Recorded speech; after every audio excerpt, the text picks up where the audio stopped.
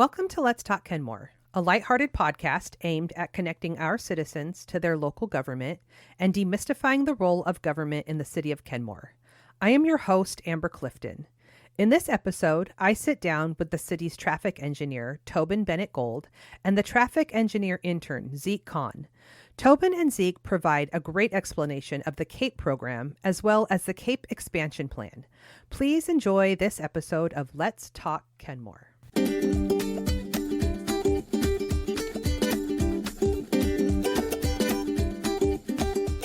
Welcome to Let's Talk Kenmore. I am here today with city's traffic engineer, Tobin Bennett-Gold, and the city's traffic intern, Zeke Cohn, and we are going to be discussing the KAPE program in Kenmore. Hi, Tobin. Hi, Zeke. How are you? Hi, Amber. Good morning. Hi, morning. Okay, so let's just start for anybody who doesn't know. What does KAPE stand for? It stands for Kenmore Automated Photo Enforcement, which is a mouthful. That's why we needed an acronym. KAPE. Gotcha. Okay, and so this is a hot topic right now because KAPE has been recently expanded, correct? Right, yeah. So we had some changes to our photo enforcement laws in the state of Washington in March.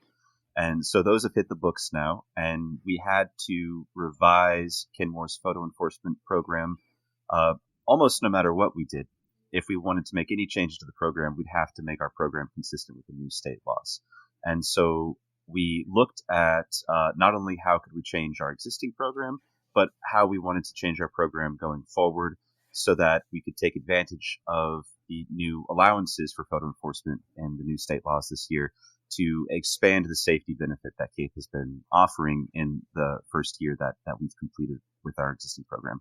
Gotcha. So do you know, just sort of a summary, what are some of those new laws? How did it change? Right. So the two big changes that will affect the most people interacting with photo enforcement systems in Kenmore or anywhere in the state is that, number one, previously speed enforcement was restricted to only be for the 20 mile per hour school zone speed limit.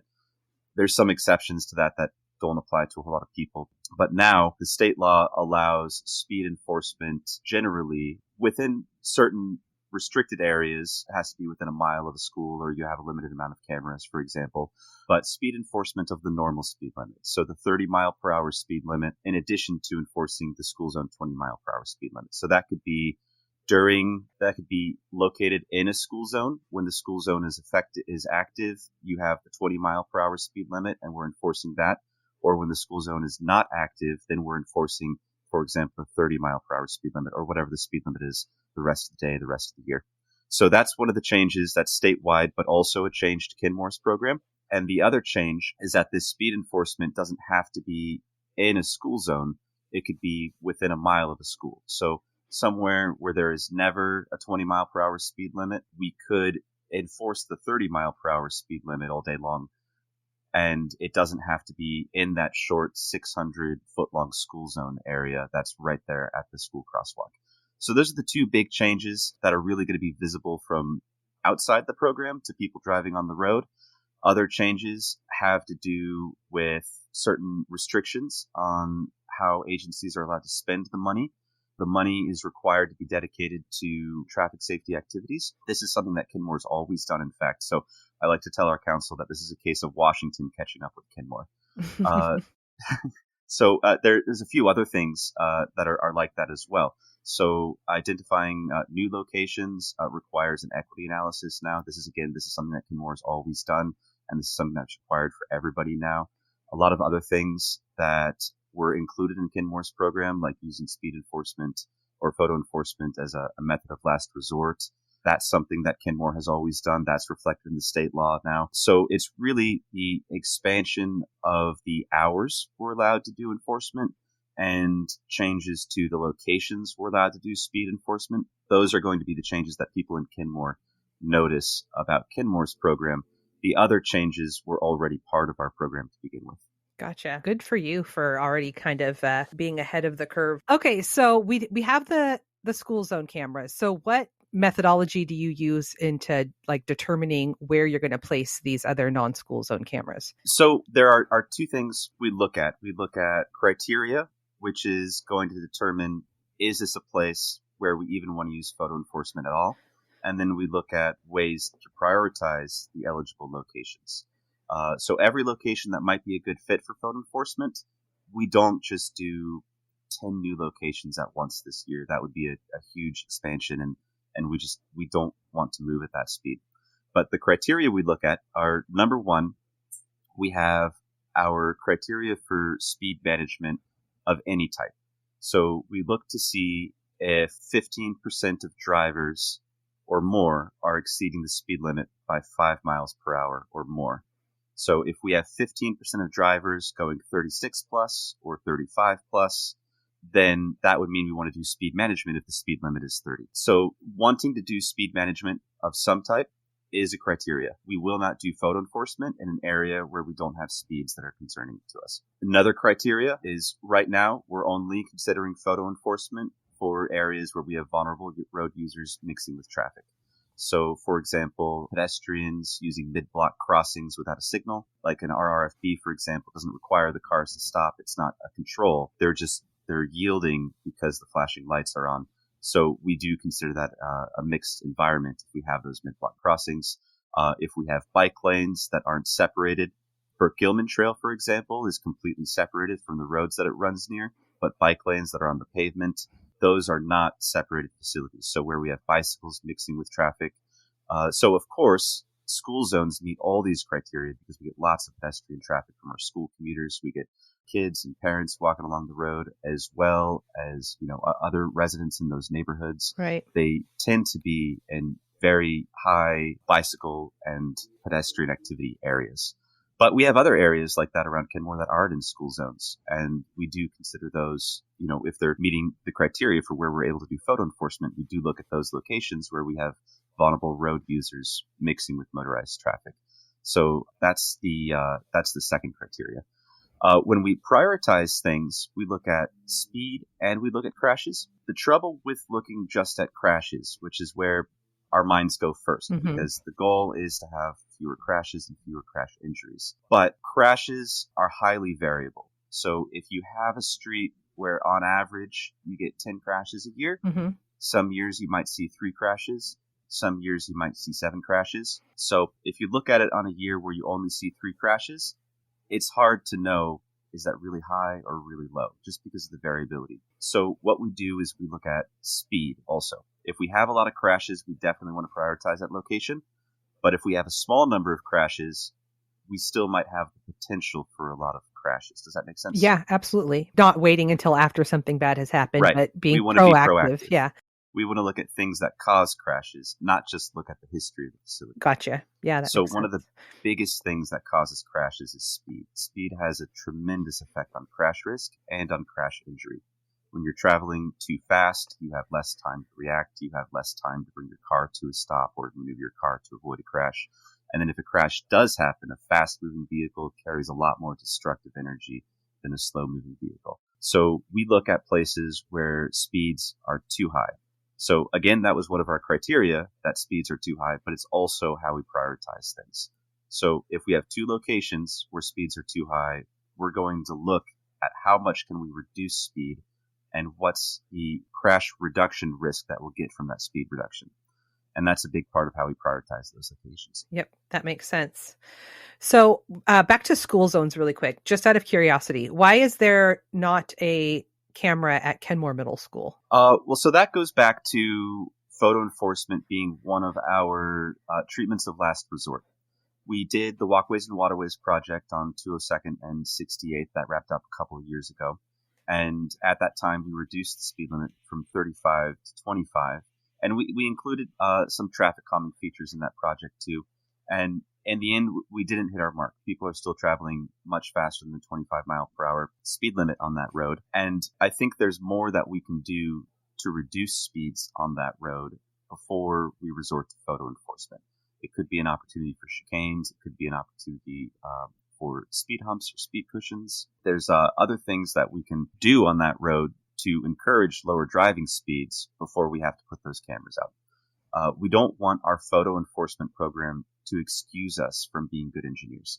If we put photo enforcement on that road, I know it will get speeds in line, but that's not fair to the driving public to just immediately resort to photo enforcement instead of trying to engineer the road for the speed that we want to see, which is really expensive, which is why it pairs so well with our existing photo enforcement program, because the revenue is then dedicated to making those safety improvements. And so the revenue we get from our existing cameras actually reduce our need to use photo enforcement in other locations around the city. So if we jump straight to enforcement, we would have to use it everywhere. We'd jump straight to there using enforcement. And that's not what we want to do. We want to limit our use of this very effective, but also very, very impactful tool. It's very impactful for people who get photo enforcement tickets. It does, extract money from our driving public. Mm-hmm. It's the people who are contributing to the risk on that road who are paying those tickets, but it's still not our desire to have a financial impact. It's our desire to increase safety. That makes sense. Well said. Thank you. So one of the stipulations in this new law is other measures are infeasible. So can you give an example of what another measure would be and why it would be determined to be infeasible? Right. Yeah. So that's a great question, because if anything is feasible, if you have enough money, we could zip line people to City Hall and they wouldn't even have to enter the traffic environment. Right. Right. But so what we look at is there is always more we can do on a road, but the feasibility really comes from funding. 68th Avenue, I'll just use that as an example again, if we know exactly what we need to do. But we look at our budget and we look at the other projects that we're prioritizing. And if we think there's no way that we can get speeds down in the next 5 years, then we'll say that those projects, the things that are needed for that road, they're not feasible right now. And then we'll consider it for photo enforcement. Now, later on, they might become feasible as funding increases, and it might be that in the long term, we're able to remove photo enforcement by doing more projects, but we're going to prioritize the areas where we can do the most good with the money that we have. Right. And that means that other very expensive projects might take a long time to hit the road, and we don't want to tolerate that crash risk forever. Mm-hmm. But if it looks like we can put speed cushions on 68th Avenue next year or in 2 years, then we don't want to jump to photo enforcement. We want to say we have other feasible improvements, not only feasible for the effect that we expect to see to get speeds in line, but feasible that we'll actually be able to deliver those projects. We have the funding, we have the staff resources that we'll be able to make a change to that road. That makes sense. Thank you for that. Okay, Zeke, the other thing that was talked about heavily in this new KAPE expansion was consistent enforcement practices. And can you explain what that is and why that's important? Yeah, so consistent enforcement practices ties a bit into the city's DEI plan. So when someone ends up speeding through one of these areas, if we're having enforcement through the 24-hour photo enforcement, where they're going to be having the regular speed limit enforced as well as the 20-mile-an-hour school speed limit, then that means that they're going to get a ticket if they get caught by the camera. So this is a really good way to reduce the bias that happens in enforcement. People are getting a ticket because the radar picked up that they were speeding instead of that being based on the individual judgment of a police officer. That's so true. That's so important. Yeah, the cameras, they don't capture any identifying information other than your license plate. Right. And it's issued similar to a parking ticket, correct? Against your vehicle, not against your person. Right. The way it moves through the court, issued to your vehicle. Yeah, that's a good distinction too. That also means that it won't jeopardize people losing their licenses, won't jeopardize people's mobility. You hear about, tickets piling up and then people can't drive and it's risk their livelihood. Mm-hmm. And so moving through the court in that less severe way is also another factor that contributes to the equity of our program.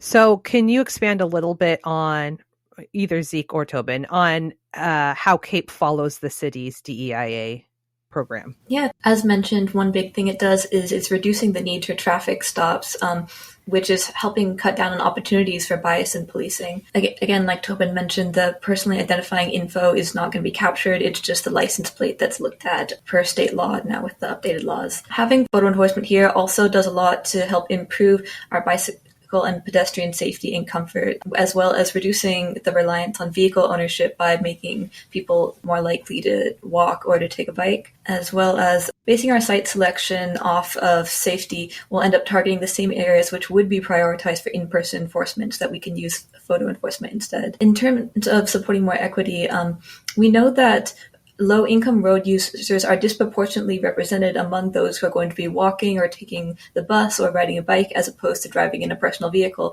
which also means that they're disproportionately affected by crash risk and the risk of fatal crash industry. On the other side, high-income road users are more likely to be the ones who are in personal vehicles and more likely to be the ones who are receiving fines. So in having these measures that make the road safe for people who are biking or walking, it's making the facilities a lot safer for low-income road users. We also know from our data that about 99% of people are able to comply with the speed limit and avoid getting a fine. And of those who do, only 10% of violators end up getting more than one fine, which is in alignment with our goals that this is something that is primarily for increasing safety. We do try to keep the fines low to minimize the risk of financial distress. Like Tobin mentioned, we don't want this to be a financial burden on people. Our goal really is safety with this.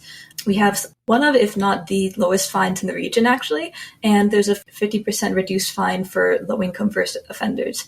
We're seeing right now that actually only 0.2% of fines go to collections, which is less than for parking tickets. Very well said. Thank you. So what are some of the cues that drivers can look for to know that they're entering an enforcement area? Yeah, so we want to give drivers every chance to notice that they're entering an enforcement area and react to signs as they're doing so. So we're implementing advanced warning signs which are going to tell people that the area ahead is going to be photo enforced, as well as having speed feedback signs, like the signs that flash slow down and still tell people what their speed is. Those are the Tobin's yelling at you signs. Yeah, totally.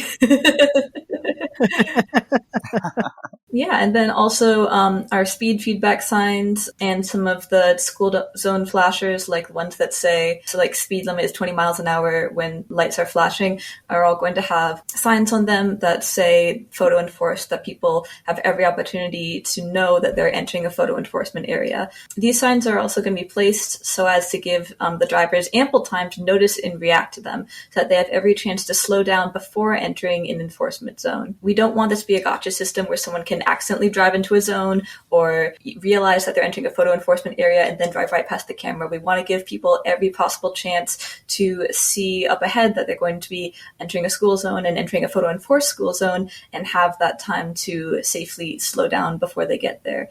And we've seen so far only 1 to 2% of drivers going through enforcement areas are getting fines, which is much lower than the regional numbers. This tells us that so far people are able to tell when they're entering an enforcement area, which is really our goal with it. We also do a lot of outreach to let drivers know about the enforcement and the changes coming to it. And with the changes that are upcoming to the KAPE program in Kenmore, we have a 2-month warning period after the changes are made, but before drivers start getting violations for the change, which is actually longer than the state requires. But we want to give drivers every opportunity to know that they're driving in a photo enforcement area before they get a fine. That's very well said. Tobin, do you have anything to add to that? Yeah, so Zeke said only 1 or 2% of people are getting fines. And I every chance I get, I want to contrast that to before we started this program, we had 90 to 99% of people exceeding the school zone speed limit by 6 miles per hour or more.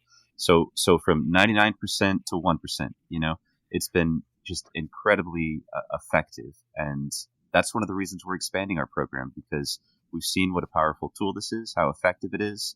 We've looked at the data about how it's impacting people. We feel like we're using this tool responsibly, and we feel like we can bring that safety benefit that we're bringing to just the school zones when they're active right now, that we can bring that safety benefit to the rest of our road users as well. One of the things you said in one of your presentations that really rang true with me was this idea that people feel the social pressures of needing to go faster when it feels like they are creating a line of cars behind them. Absolutely. Yeah. Very well said. I feel that regularly, and I don't know how to navigate through that when I can see people sometimes people are just really, they're laying on their horn. They're swerving back and forth behind you. Like, it almost feels safer to just speed up than to cause some sort of road rage incident. Yeah. I feel like I should get a bumper sticker that says slow down if you don't want a camera here. You can set the prioritization criteria. But absolutely, yeah. No, I'll come out as someone who drives the speed limit. But right, this is the safe space. But yeah, sometimes people are lining up. There's a lot of that social pressure. You really feel like you're standing still in a river sometimes. If people are passing you on the left, passing you on the right, just because you're only going 30 miles per hour on wanting to drive. And one of the remarkable things, and our city manager said this, is that when he gets to a photo enforcement zone, all of a sudden everyone's spaces out. No one's riding his bumper anymore, And so one of the reasons I think that our compliance rate is so good with photo enforcement, and this wasn't an expected effect, and I'm not a psychologist, just, sitting in my armchair here speculating, but when you have fewer people speeding, you have fewer people who feel pressured to speed, So I think, I think we have had something that affects the people who would choose higher speeds. And by extension, it's also giving permission to people who prefer to drive the speed limit to drive the speed limit and not be subjected to that social pressure, right? I always, I've got a little bit of guilty pleasure every time I'm driving the speed limit and we go around a bend and there's a cop car there. And I just think to everyone behind me, like, you should be thanking me, Yeah. Yeah. Yeah. I definitely can fall victim to feeling pressure to speed up because I'm making people behind me angry. But you're right. It's, setting a precedence for those, and maybe they will thank you later once they see that photo enforcement. Is there any, this is just a total curveball question, but what is the impact of the police department and potentially their budget or their resources because of photo enforcement? Is there any yet, or is there not data to show that yet? About a third of what the police department does is related to traffic safety, like enforcing traffic laws, enforcing traffic laws, responding to crashes, not enforcing crashes. Responding to crashes, that sort of thing. So the time they spend helping, to provide crash response and to make our traffic environment safer by providing presence or by providing enforcement, that takes about a third of their time.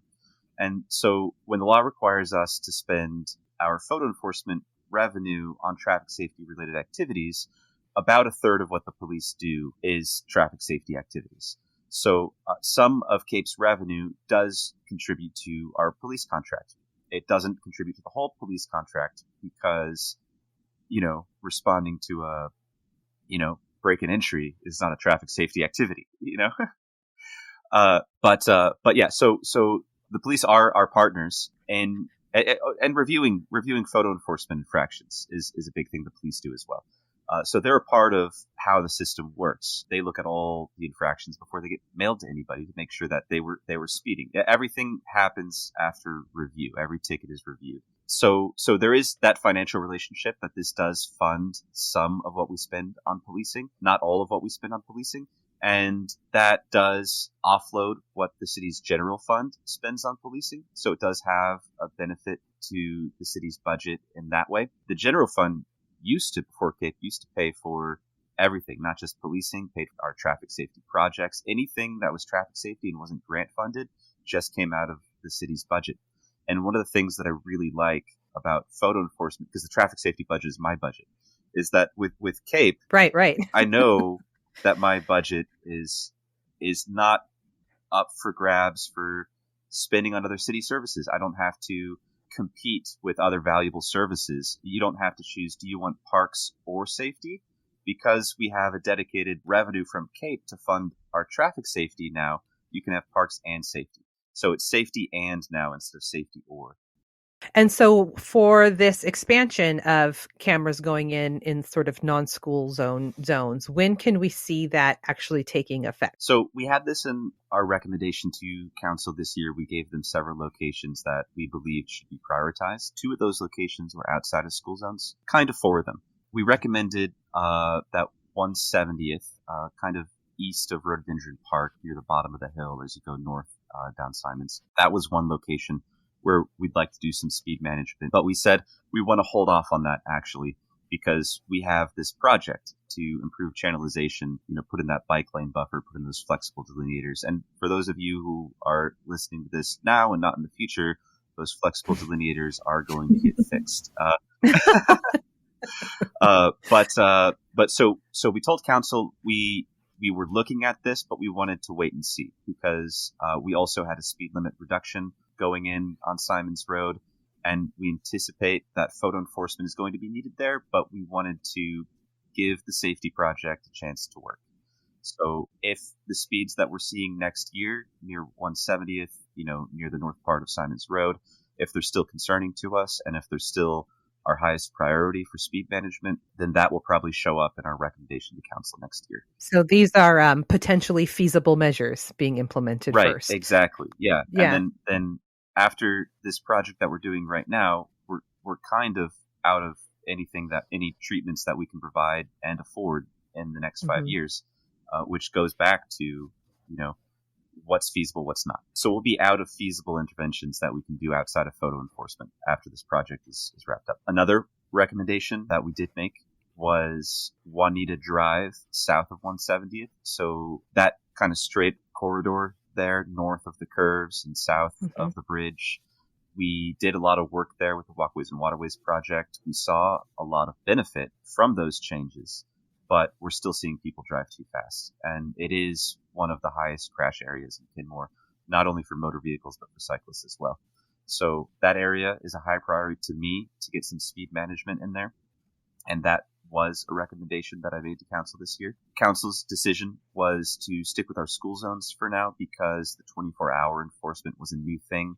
I think it's a good choice to expand our program more slowly than taking every recommendation the traffic engineer gives you. I think our program lives and dies based on public buy-in, right? And if people feel exploited by our program, if they feel that we're just putting photo enforcement throughout the city everywhere, every chance we get, then we won't have public support for our program. And without public support for our program just simply cannot exist. Right. That's been how every single photo enforcement program fails. They don't fail because they don't make enough money. They don't fail because they don't provide enough safety. They only fail when people don't tolerate photo enforcement. So we have to make our program fair, transparent, equitable, safety driven in order to make sure that every time we do this, the public knows that we're doing it for them, not to exploit them, but to serve them. And that's been an emphasis for the KAPE program from the start.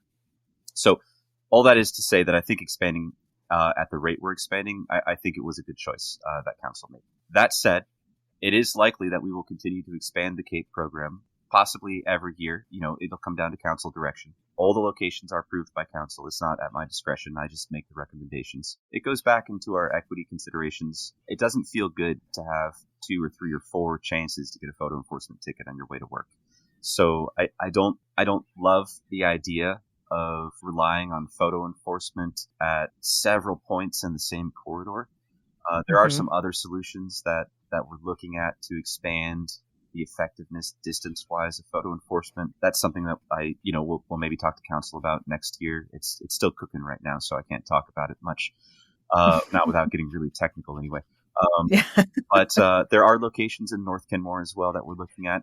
We have a project that's starting and finishing next year on 61st Avenue, the north half of 61st Avenue. That's the reason we don't want to do photo enforcement right now on 61st Avenue, is because we have something in the pipe. We have an opportunity to reduce the speeds there through engineering intervention. And so we're going to be looking at that, and we're going to be seeing how successful we are. And if after the project is complete, we still have speed concerns and it's still a very high priority for us in terms of how severe those speeding concerns are, then we will consider that as a candidate for photo enforcement. 80th Avenue is another area where we have concerns about speed. It wasn't in the recommendation for council last year because we had a grant application for a very ambitious project on that street. Unfortunately, we just found out a couple weeks ago that our project wasn't selected for that grant. These grants are competitive, some of them statewide, some of them, countrywide. And so that we did not get awarded that grant, and we might look at what less ambitious speed management interventions that we can do on 80th Avenue. But if we don't have feasible measures, or if we make those less ambitious measures, if we are able to implement those, but we still have a problem, then 80th Avenue would be a candidate for photo enforcement. And hopefully in the future, we will be able to kind of reimagine that corridor the way we wanted to drive. But we can't just tolerate the speeds and the crash risk that we see until some indefinite points in the future. So that goes back to whether other measures are feasible or not. Right. Wow. This has been so informative. Do either of you have anything else that you would like the folks of Kenmore and beyond to know about KAPE before we close out? I just want to say, I know not everyone gets all the information about KAPE, and I've had people call me up, with valid concerns about the program, but we do a lot to make KAPE fair, transparent, equitable, and safety driven. And there hasn't been a person yet that I've had a conversation with where learning more about the program didn't change how they feel about the program. So anyone who has concerns about KAPE, I'd really encourage you to watch our council meetings, to look at the resources we put on our website, reach out, email me or call me. I get phone calls, have these phone conversations, and talk with other people. If you've done the learning to feel good about our KAPE program, it really helps that you help other people learn everything that you learned. We try to do a lot of outreach, but I know not everything always hits everybody. So anything you can do to help support traffic safety, to help support KAPE, to help support other things we're doing to keep our roads safe, it helps a lot. Yeah. Very well said. Anything else from you, Zeke? Not that I can think of. Tobin always explains it really well. Tobin does explain things really well. Well, this has been so informative for me, too, as a Kenmore driver. So I think that you guys really have done a fantastic job in sort of piloting this new program in Kenmore. And I'm excited to see what the future of Kenmore safety looks like as a result. Thank you so much, Amber. Thank you. Thank you. Thanks for tuning in to this episode of Let's Talk Kenmore. Be sure to check back for more interesting topics and conversations. And as always, don't forget to ask yourself, where's the fun?